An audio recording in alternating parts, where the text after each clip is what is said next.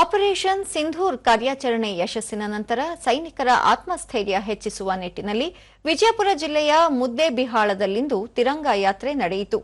BJP ರೈತ ಮೋರ್ಚಾ ಅಧ್ಯಕ್ಷ as Patil Nadahalli ಯಾತ್ರೆಗೆ ಚಾಲನೆ ನೀಡಿದರು. ಈ ವೇಳೆ ಮಾಜಿ ಸೈನಿಕರು, ವಿದ್ಯಾರ್ಥಿಗಳು, ಸಾರ್ವಜನಿಕರು ಸೇರಿದಂತೆ ಹಲವು ಮಂದಿ ಪಾಲ್ಗೊಂಡಿದ್ದರು.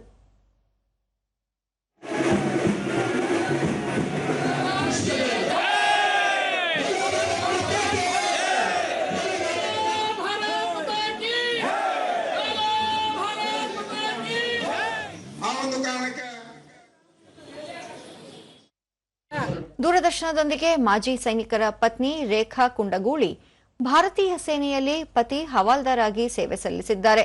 ಪಹಲ್ಗಾಮ್ನಲ್ಲಿ ನಡೆದ ಭಯೋತ್ಪಾದಕ ದಾಳಿ ಖಂಡನಾರ್ಹ ಎಂದು ಹೇಳಿದರು. ದೇಶದ ಬಗ್ಗೆ ಭಕ್ತಿ ತೋರಿಸಿ ಇವತ್ತು ಇಷ್ಟೆಲ್ಲ ರ್ಯಾಲಿ ಮಾಡಿ ಇವತ್ತೊಂದು ಫಂಕ್ಷನ್ ಮಾಡ್ತಾ ಇದ್ದೀವಿ ನಾವು. ಸೈನಿಕ ಲಕ್ಷ್ಮಣ, ರಾಜಸ್ಥಾನದಲ್ಲಿ ಹವಾಲ್ದಾರ್ ಆಗಿ ಈಗಲೂ ಕಾರ್ಯನಿರ್ವಹಿಸುತ್ತಿದ್ದೇನೆ. ಪ್ರವಾಸಿಗರ ಮೇಲೆ ಭಯೋತ್ಪಾದಕರು ನಡೆಸಿದ ದಾಳಿಗೆ ಭಾರತೀಯ ಸೇನೆ ಪ್ರತ್ಯುತ್ತರ ನೀಡಿರುವುದು ಹರ್ಷದ ಸಂಗತಿ ಎಂದರು.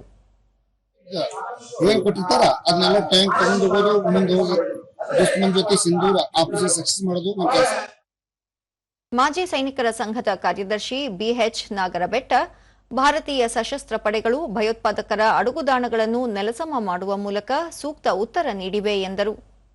ನಾವು ಈ ಒಂದು ತಿರಂಗ ಯಾತ್ರೆ ಅನ್ನುವಂತ ಒಂದು ಕಾರ್ಯಕ್ರಮವನ್ನು ಹಮ್ಮಿಕೊಂಡಿದ್ದು, ಅದೇ ರೀತಿ ಸೇವೆಯಲ್ಲಿ ಸಲ್ಲಿಸತಕ್ಕಂಥ ಎಲ್ಲ ಸೈನಿಕರ ತಂದೆ ತಾಯಿಗಳನ್ನು ಕರೆಸಿ ಅವರಿಗೆ ಸನ್ಮಾನವನ್ನು ಮಾಡತಕ್ಕಂಥ ಕಾರ್ಯಕ್ರಮವನ್ನು ಇವತ್ತು ನಾವು ಹಮ್ಮಿಕೊಂಡಿದ್ದೇವೆ ಅಂತ.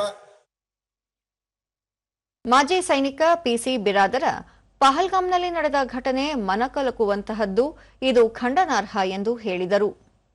ನಮ್ಮ ಪಾಕಿಸ್ತಾನದ ಭಯೋತ್ಪಾದಕ ಏನು ಕೇಂದ್ರಗಳದಾವು, ಅಡಗುತಾಣಗಳದಾವು, 9 ಅಡಗುತಾಣಗಳ ಮೇಲೆ ಅಟ್ಯಾಕ್ ಮಾಡಿ ಎಲ್ಲರನ್ನ ಧ್ವಂಸ ಮಾಡಿ ಸರಿಸುಮಾರು 100 ಉಗ್ರರನ್ನು ಕೊಂದು ಹಾಕಿದ್ದೀವಿ.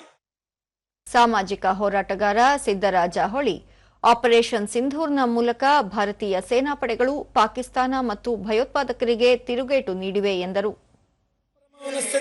ಬಹಳ ಸಂತೋಷವಾಗ್ತಿದೆ.